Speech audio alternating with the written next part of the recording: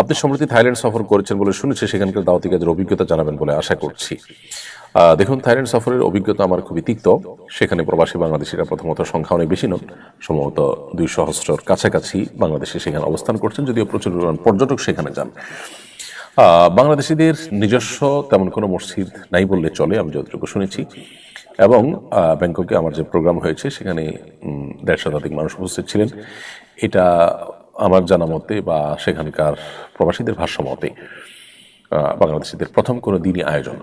এটা খুবই দুর্ভাগ্যজনক। বাংলাদেশ থেকে মাত্র 2 ঘন্টা বিমানের দূরত্ব, এরকম একটা জায়গায় বাংলাদেশিদের সেখানে আরও বেশি দাওয়াতি কাজ, ইসলাম চর্চা হওয়া উচিত। বিশেষ করে সেখানকার যে সার্বিক পরিবেশ, সে পরিবেশে আমাদের দিনই চর্চা যদি আরও ভালোভাবে, শক্তিশালীভাবে, বলিষ্ঠভাবে না থাকে, তাহলে সেক্ষেত্রে আমাদের ইমান, আমল, আমাদের আখলাক চরিত্র ধরে রাখা খুবই কঠিন।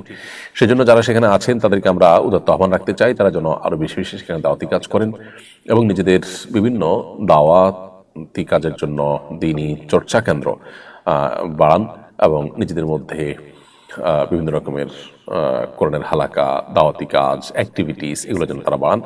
এই জন্য তাদেরকে আমরা অনুরোধ করব।